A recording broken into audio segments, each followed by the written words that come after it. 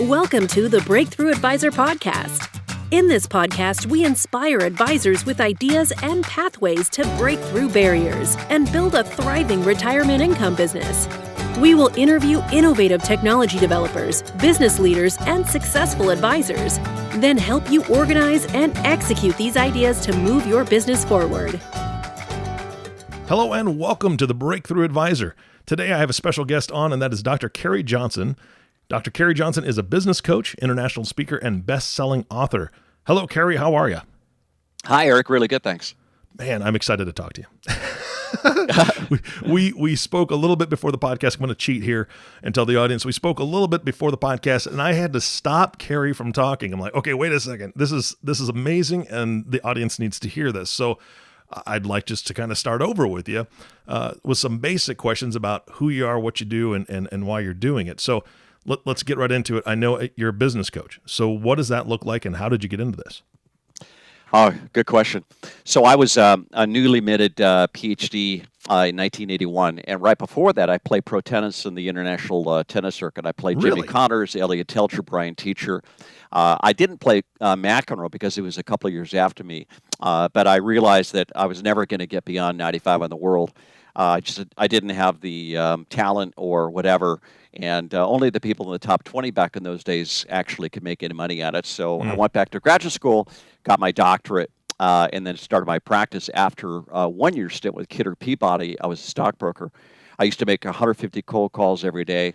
I get rejected 149 times a day, except I call my mom in the afternoons, and even she would say, "Don't ever call me again." So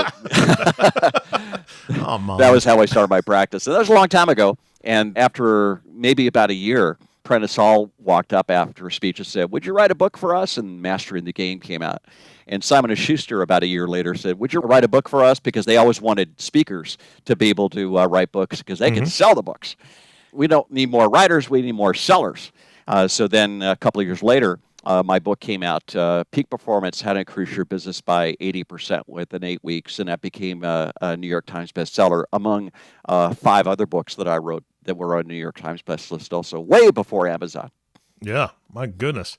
And the title of that book, I think that's part of a program that you do as well, correct? Yeah, so our coaching company is called Peak Performance, and we promise our clients, guarantee them actually, that they'll increase their business by 80% within 8 weeks. And we do 3 things that differentiates us from pretty much anybody else. Number one, I'm a business psychologist, which basically means that I'm an MBA with a PhD, and I'd say about 75% of the people I deal with at some point have call reluctance.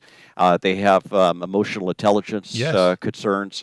They have areas that a psychologist can really help with. In fact, I'm obviously very biased here, but I think the best coaches are also psychologists because they could get a lot deeper than people who know the business really well, but they're unable to get that level.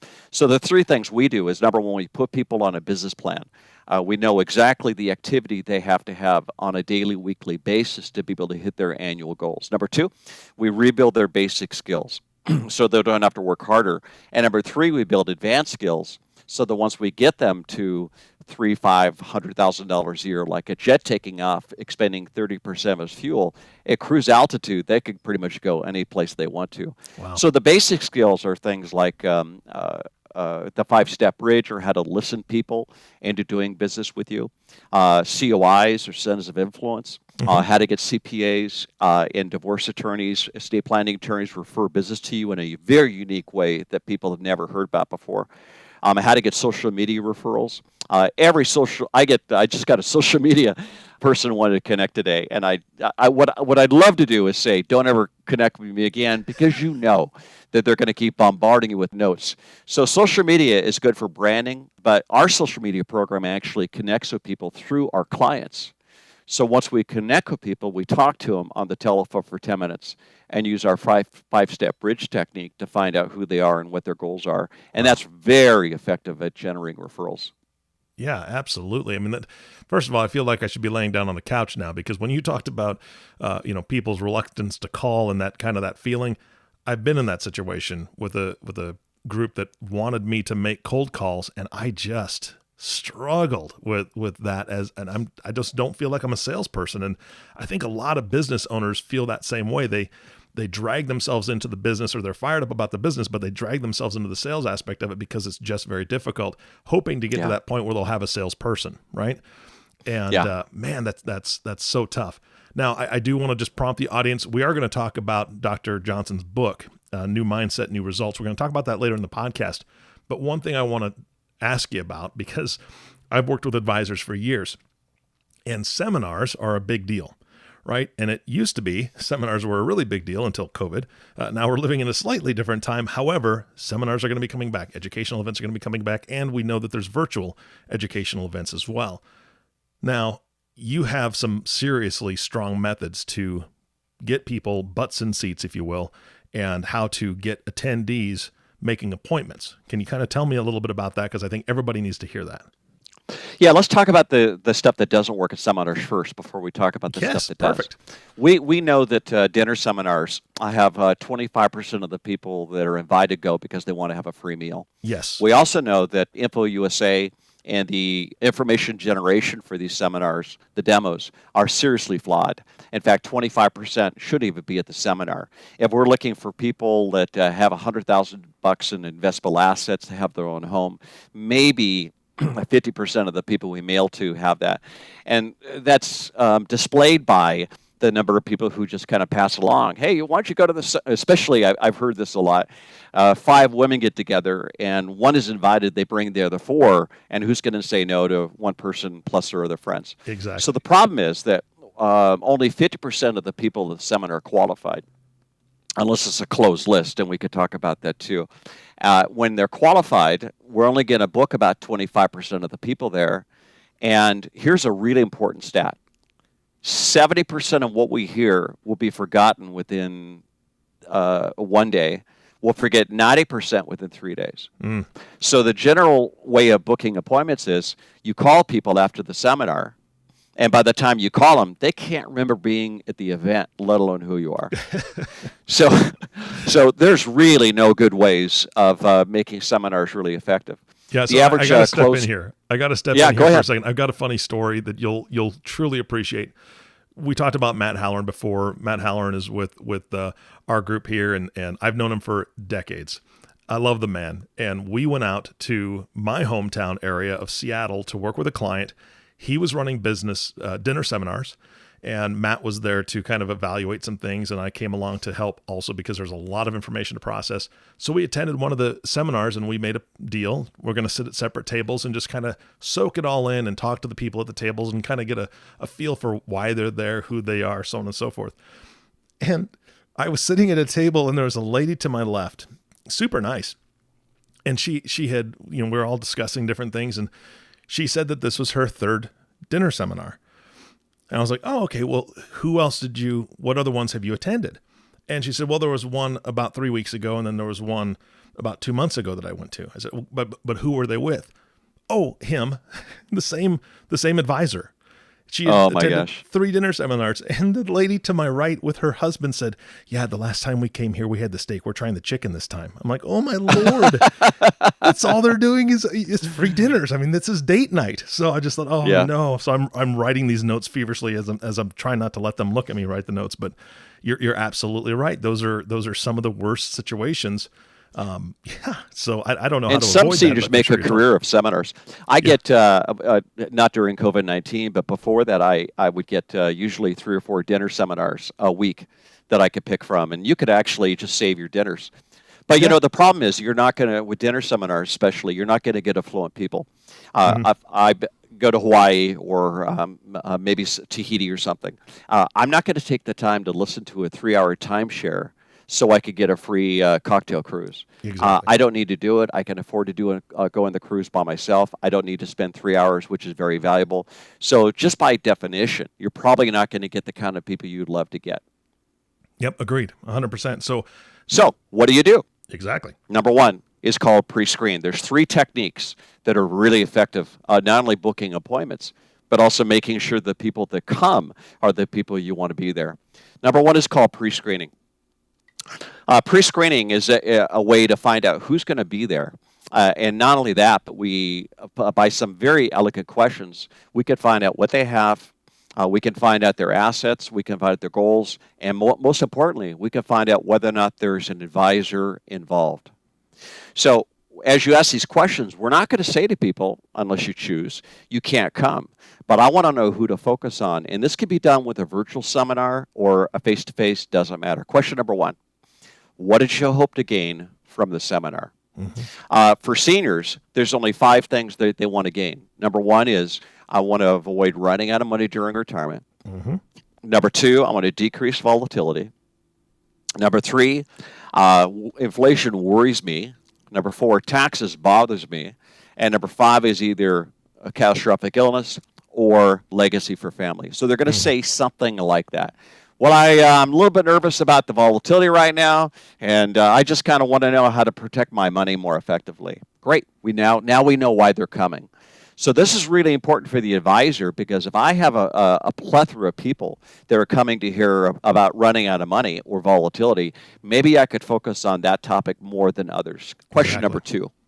I've got to find out, through a very elegant way of saying this, how much the person has and how much they made. If they're retired, how much did they make before they retired? How much did they have? But you just can't come out and say, it's just not very elegant. Gee, how much do you have in the market right now? I'm not sure I would say that. What I do want to say, though, is a way of doing this in a very elegant, non-aggressive way. So I'm going to give you 3 categories, Eric. This is going to be participation time. I want you to tell me how much I have, how much I make. Number 1, I'm a mid-level manager with IBM. I'm 65 years old. I've had that job for 35 years. I'm going to retire in 6 months. How much do I make? How much do I have? Oh, boy. You're making, well, I guess it depends on what part of the country you're in, but I'd say $85,000. And how much do you have for 35 years? Man, hopefully you've got $1.5 million. Yeah. I'm a teacher, just retired 6 months ago. Same question, 35 years as a teacher. Probably under $1 million. And you're just retired? Just retired 6 months ago. Just retired. Okay. So you've got probably under $1 million for retirement, unless there's a pension involved, which is going to be a different issue. And how much do I make? How much did I make? Did you make, when you left, probably $65,000 to $70,000, I think. Okay, very good. Last question, and this is kind of a trick question. I've got 3 floral shops like Conroy's Florist. Maybe I'm a franchisee. I've had them for 20 years. Same question, and I'm in my early 60s. Can I use my phone a friend? No, you're going to get this one too, I promise. Okay. Wow, 3. Gee, many Christmas. How old are you? 65? Pretty close, yeah. 60, 65. You got 3 businesses. I have no idea how much floral shops make. You're making $150,000 a year right before retirement, and you've got $1.8 million in the bank. Okay, you're very iffy on that, but you're right. I'm making about $150,000, and I'm waiting to sell my floral shops to retire. Likely, I'm probably not going to retire. If I have legacy, I may give it to my kids, but they're going to buy me out an ESOP. So you're right on. So the way you ask those questions is, gee, Mr. Johnson, you sound very educated. What did you do for a living? Or if they're older, what did you do before you retired? All you have to do is ask that question, and you're going to get the perfect responses you just gave me. I know how much you made, how much you have. The last question is really important. Number 1 is, are you currently working with an advisor? Yeah. Status quo bias is the biggest glue known to mankind. If advisors talk to them in the last 3 months, it's very unlikely that they're going to work with you. If the advisor has not talked to them in the last year, you're probably going to get their business if you have a good solution for them. And the reason is because of status quo bias. Yes. The relationship I have is, if it's frequent, is really sticky. One of my clients is a woman named Kathy Mandel up in Bend, Oregon. In 2008, a woman walked up to her and said, gee, I heard about you. I'm 75 years old. I've lost 46% of my portfolio. Can you please help me? Kathy said, let's take a look. She had investments in very risky assets, definitely not appropriate for a woman at 75 years old. Yeah. As she pointed out to the lady said, I just don't want to become a greeter at Walmart. Kathy said, well, this issue. And the lady said, thank God I found you. I'm going to come back tomorrow with a check. Well, the lady came back the next day without the check. She said, I just talked to my broker I haven't spoken to in 10 years. He told me to keep it where it was. I just want to let you know I'm not going to be doing it. That's status quo bias. Oh my, yeah. So if someone has talked to their broker in the last 3 months, you can make your own mind up on that. Could be 6 months. We have to use what we call the wedge technique. I've got to get that person to fire their broker before I can develop a relationship with them. And the very easy beginnings of the wedge is by very simply saying, gee, I'm kind of surprised you'd want to come to a seminar on Social Security. Is your broker not talking about this stuff? Another way of saying this is, gee, I'm kind of surprised you're coming to a retirement seminar when your broker is very close to you. Is there a reason why your broker is not discussing this with you that you'd rather come to us? Now, someone who wants to fire their broker will say, I don't like him, he's not doing a good job, I'm looking for change. But most likely they're going to say, yeah, I like him a lot. I'm always trying to get new information, and that person is not qualified. And during the seminar, now we know who's qualified, the people who are not, and we can focus the seminar and maybe ask questions rhetorically or even interactively with the people that are most qualified that we want to book appointments with. Yeah, absolutely. And Kerry, a lot of people may sit there and think, you know what you're doing is you're planting seeds of doubt. But I disagree. What I believe that is you're actually bringing out what the fruit, I would say, fruit of the issue is, right? I mean, you're asking those very poignant questions because they need to come to their own realization. And as a coach, you know this. When people come to their own realization or come up with their own idea, even if you helped to plant that idea or get them to that point where that idea is their own and they're owning it, that's when the change happens. And so for them to be able to recognize, you know what, my advisor isn't qualified or they're not talking to me as much as they should be about this issue, that's why I'm seeking out some other help. I mean, I would think that, like you said, that's the tip of the wedge. So I'm really interested to hear what else there is to it. But man, what a powerful way to just help them to come to that realization on their own without heavy-handed tactics. But you know, the biggest benefit, Eric, is the fact that you're calling. So anytime I speak to a group, I always tell the meeting planner, give me 3 names of people, maybe somebody beginning, middle, and a high producer. I'd just like to chat with them about their business. When I do that, those people I speak to before the seminar are the first ones to walk up and buy a book, ask about coaching, buy a CD, a downloaded thing. The first ones to do it. And the reason is because there was a relationship before the seminar they felt connected to. Yeah. Wow. That's powerful. That's great. So what are the other pieces of that wedge? If you want to share, go into that, or we can. Well, what I'd rather do is talk about how to book appointments, because the wedge, that part of the wedge is important, but the seminar, the rest of the seminar thing is really critical. Yeah, let's do it. So let's do that. So when we're in a seminar, what most people do is just say, hey, give us your evaluation sheets back, and we'll give you a call. And of course, 70% memory loss in 3 days, 1 day rather, 90% within 3 days. So people can't remember where they are. So instead of doing that, let's get people to self-rate why they want to book an appointment with you. So we know the 5 basic areas that seminar attendees care most about, seniors anyway, is number 1, running out of money, volatility, taxes, inflation, and catastrophic illness or legacy. So let's get people to self-rate on which of those things they're most concerned about. So we have an evaluation sheet, and we say to people, we're going to give away a free dinner for 2 at blank restaurant. We're going to pick from the sheets we get back. Please hand them in. This is for a face-to-face. We could talk about how to do this virtually, too. Please hand this in. But before we do that, though, I want you to fill it out. Physical participation, Eric, is a really big deal here. The goal of attendees is to hide so nobody notices them. They can have a dinner and leave. Our goal is to engage them so that they want to be more connected, and those kind of people are the ones we book appointments with. So here's how you do it. Ladies and gentlemen, I'm just kind of curious, how many of you, any time in your life, especially as a senior, kind of worried about running out of money? Most of you in this room are going to live to be probably in your middle 90s. And some of you are going to have 30 years of retirement. Does it ever concern you that you might be totally dependent on Social Security? Raise your hands, please. Physical participation. Great. Now, mark down 1 if you're not concerned, 5 if you're very concerned, or anything in between. We do the same thing with volatility, same thing with inflation, same thing with taxes, and the same thing with legacy or catastrophic illness. At the very end, then we say, How many of you marked down 3 or higher for any one of those questions? 90% of the room now are going to raise their hands. Absolutely. 90%. And then we say, great, mark down the box that says, yep, I'd love to book an appointment with Eric. And please mark down a 1 for your first choice on day and time at the bottom, 2 for your second choice, and we'll confirm those appointments. So if you do that, now we know why they booked the appointment. Now here's the second part, and this is equally powerful. We call to confirm the appointment. It isn't that they forgot where they were, because we're not going to let them do it. Mm-hmm. We're going to say to them, gee, Mr. Johnson, I've got your sheet you filled out right here, and you were at our seminar last Thursday. By the way, I know you marked down a 3 for running out of money. What was your thought about that? I noticed you marked down a 4 for taxes. Tell me why you marked that down.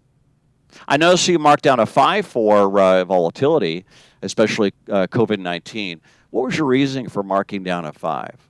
And they're going to talk. Yes. And then we recap by saying, if I heard you correctly, you said 1, 2, 3. We're going to trial close by saying, if we could take a look at 1, 2, 3, would that be helpful for you? And now they know why they booked the appointment, and they will show up. Nobody is going to cancel. Yeah. Yeah, because they're looking for those answers. They were looking for those answers when they walked in the door, and now they're looking forward to getting those answers by sitting down with you. I mean, that's brilliant.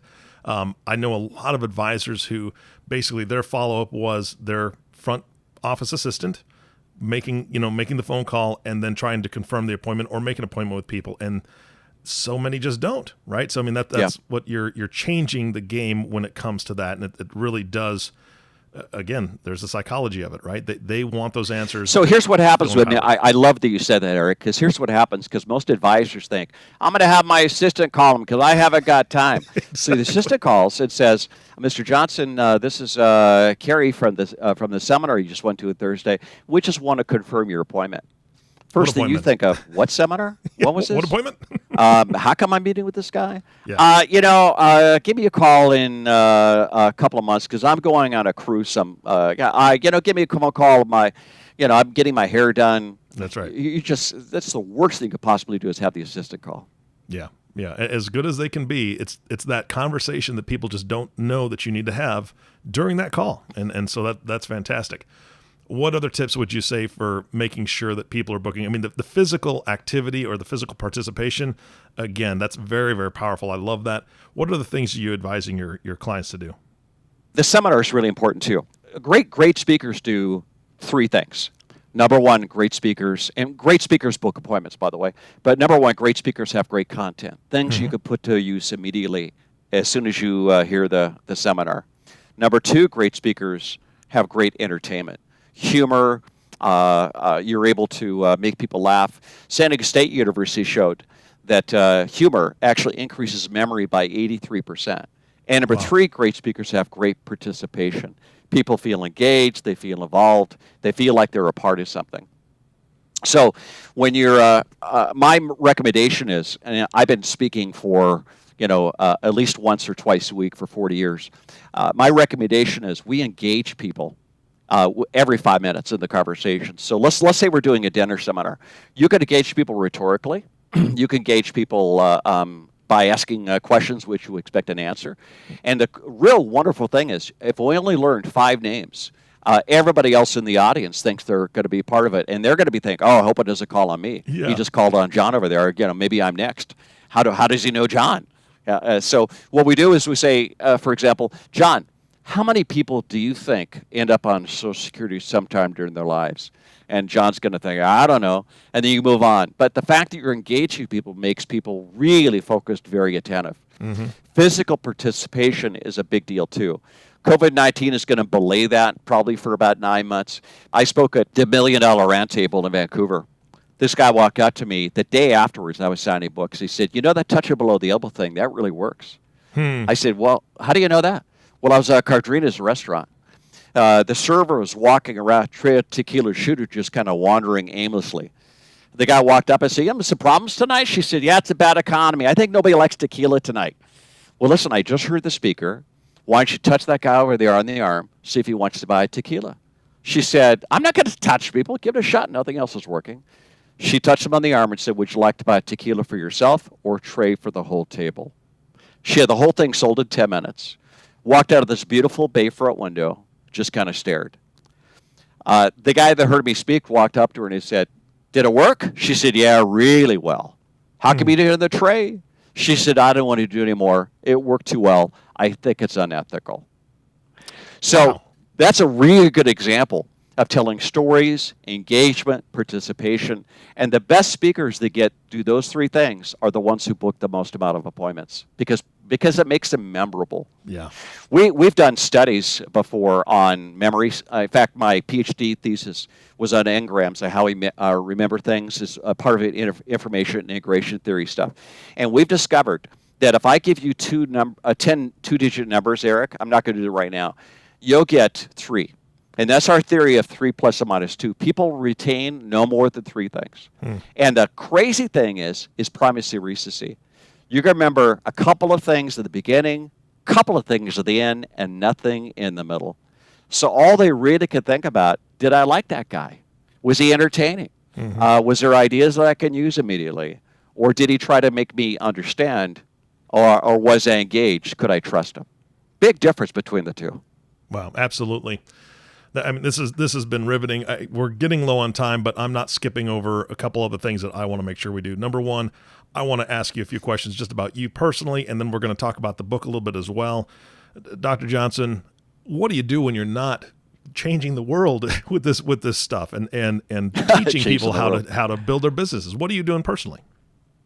Well, I play tennis, and I just played last night. My tennis buddies are all in their 30s. I'm the old man of the hill. I'm 65. And so, my body's given out pretty quickly, and I play golf. And I'm married to a beautiful flight attendant with American Airlines. She's still flying, too. And I've got a granddaughter that's 2 and 1 of the way. So I'm a blessed guy. Very happy. Man. Grandkids are the best. They're the best. They are. Absolutely. Well, that is fun. You are a blessed man. I love it. Let's talk about your book, New Mindset, New Results. What inspired it, and what is it about? It really was interesting to me over the last decade, the number of people I coach that really embraced stuff and they just took off, and the number of people who I coached who just struggled. I always tell people you will increase your business by 80% within 8 weeks, but what I don't tell people is how difficult they can make it on themselves, how much they can self-sabotage. So you could show somebody maybe a concept like the 3-month phone call, the 5-step bridge, and the people with a wonderful mindset will embrace it, use it. And there's other people who just say, well, no, I have a better way of doing it. I'm going to do it my way. And they just keep wallowing in this sameness that they've always had. Yeah. So we came up with a concept called the results-focused mindset. So Carol Dweck, Stanford University psychologist researcher, found out that there was actually 2 mindsets. One was a fixed mindset. And the fixed mindset people basically think about what I have right now, the way I think is all I'll ever have. So here's a question for you, Eric. Do you think IQ can be changed, or is it static? I think it can be changed. Wow. Why do you think that? Because I think personal growth and just your own development can actually change that. I could be completely wrong, which would speak to my IQ, but I think by exercising, I think the brain is a muscle, and I think that exercising that muscle can help you retain and increase your ability to problem solve and all those things. Well, interesting you say that, because educators and also most educational psychologists thought that IQ would never change up until about 10 years ago. IQ is defined as the ability to learn. And once you have an IQ, gifted students get money from the state, no matter what state it is, and they identify these kids by the time they're usually 12 years old, and because they know that after 12 it's not going to change. So fixed mindset people believe that. So the success I'm getting right now is all I'll ever get. So I have people say, I just want more leads. Just give me more leads. Of course, their closing ratio is 25%. Some more leads basically says 1 in 4. And they spend all this money buying leads. They do the dinner seminars. They're spending $600 per person. The growth mindset is totally different. The growth mindset people are those folks who think, this didn't work. I need to learn a better system. This is not effective. I'm going to learn how to do it more effectively over here. The growth mindset people will typically learn something new, and they will look at every experience they had a setback on or a failure as a way to be able to get to something better. The results focus mindset is taking both those things, the growth mindset, but applying it towards where you want to be. So let's take an example. So let's say that I wanted my income to go to $1 million a year. I'm making $200,000 a year. The fixed mindset person says, I need to buy more leads. I'll get it that way. The growth mindset person says, I need to learn, number one, I probably have to get my CFP, or at least my Series 65. Number two, I probably have to maybe learn some better sales skills. I probably have to get a little bit sharper about asset allocation. But the results focused mindset person says, if I'm going to be able to get to $1 million a year, I have to learn the specific skill sets to get there. And I'm 100% committed to doing it every day and every week. That's a results-focused mindset. You have a specific goal, you change how you think to hit that goal, and you stay consistent and disciplined. One of my clients is a guy named Rick Martin. Omaha, Nebraska, by the way, Eric. All right. He's a lieutenant colonel in the Marines. And he went from 200 to 1.2 million by working with me. And I said, Rick, you were so consistent. How do you do that? He said, well, I was a lieutenant colonel in the Marines. And during boot camp at DI, I said, sir, if you don't keep your promises, people die. And Rick said that was the best motivational lecture he ever went through. Wow. So the results-focused mindset is changing how you think, what you do, according to a goal. A growth mindset is just having a better mental attitude and making sure you learn from mistakes. And fixed people just have a real hard time with life. Yeah. Wow. Dr. Kerry Johnson, this has been incredibly powerful. And I say your full name like that because, number one, out of respect. Number two, I want people to hear that name, and they're going to hear it again from me because, Dr. Kerry Johnson, I want you to give your contact information for every person listening to this. How do they get a hold of you so that they can begin to have that mindset that will lead them to more success? The website is kerryjohnson.com, KerryJohnson.com, KerryJohnson.com, and telephone number is 714-368-3650, 714-368-3650. And any listener that wants to chat with me for a couple minutes, I'll give them a free video on that seminar stuff we just talked about too. Wow. Fantastic. Dr. Johnson, thank you so much. Everyone listening to this, don't forget that name, Dr. Kerry Johnson. You're going to want to reach out. I appreciate your time so much today. Thank you again. Thanks, Eric. You bet. And the last thank you goes to you, the listening audience. Thank you so much for listening to the Breakthrough Advisor podcast. If you have not subscribed to the podcast yet, please click the subscribe now button below. This way, when they come out with a new podcast, it'll show up directly on your listening device. This makes it much easier to share these podcasts with your colleagues. Again, thanks for listening today. For everyone at InsureMark, this is Eric Johnson reminding you to live your best day every day. And we'll see you next time. Thank you for listening to the Breakthrough Advisor podcast. Click the subscribe button below to be notified when new episodes become available. The information covered and posted represents the views and opinions of the guest and does not necessarily represent the views or opinions of InsureMark. The content has been made available for informational and educational purposes only.